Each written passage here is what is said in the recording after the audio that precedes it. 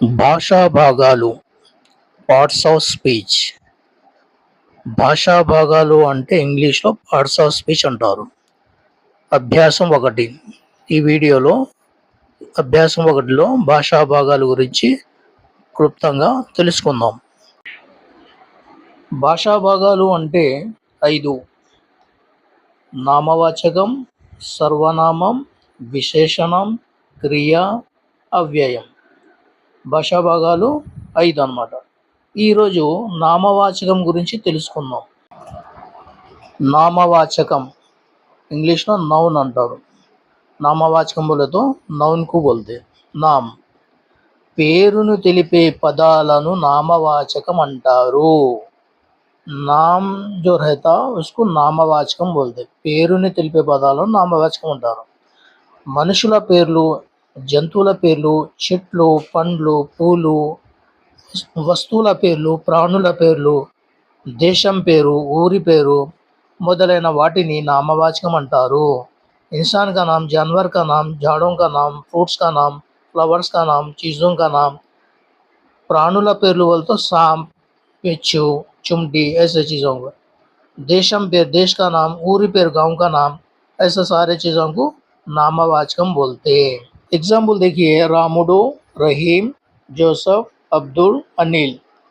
ఇవి పురుషుల పేర్లు, यानी मेल के नेम से. सीता, फातिमा, आयशा, सुनीता, मेरी. इवी स्त्रीల పేర్లు, यानी कि फीमेल के नेम से.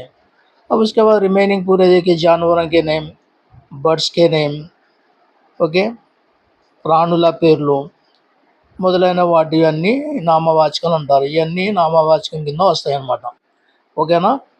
మసీదు, చర్చ్, గోపురం, పుస్తకం, అమెరికా, కెనడా, రష్యా, టేబుల్, కుర్చీ, సంచి, చెట్టు, పువ్వులు, టమాటా, వంకాయ, పళ్ళు ఇవన్నీ నౌన్ కింద, నామవాచకం కింద వస్తాయి అన్నమాట.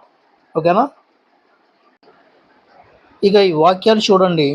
సీత తోటలో పూలు కోసింది. इस सेंटेंस देखे तो इसमें नाउन को से आपको आइडेंटिफाई करना रहता. सीता नामवाचकम, तोटा नामवाचकम, పూలు నామవాచకం. ऐसा एक इसमें भी 3-4 నౌన్స్ रहते. ఒక వాక్యంలో 2-3 నామవాచకాలు కూడా రావచ్చు. రాముడు జింకను పట్టుకున్నాడు. ఇందులో నామవాచకం ఏది? इसमें నామవాచకం కోసా రాముడు, జింక. ఉసి ధర అదేవిధంగా పాము పుట్టలో ఉంది. పాము నామవాచకం, పుట్ట నామవాచకం. అమెరికా నామవాచకం, టేబుల్, కుర్చీ నామవాచకం. ఓకే.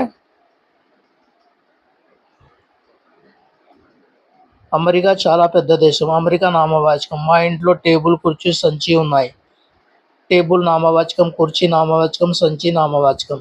మేము రేపు హైదరాబాద్ వెళ్తాము. हम लोग कल हैदराबाद जाते हैं. नामवाचकम, हैदराबाद नामवाचकम. तो ఇలా మీరు ఐడెంటిఫై చేసుకోవాలి. ఎగ్జామ్ में सब पूछा तो నౌన్ కోసం ఐడెంటిఫై कर लेना. ఓకేనా. నెక్స్ట్ సర్వనామం. నెక్స్ట్ వీడియోలో సర్వనామం గురించి తెలుసుకుందాం.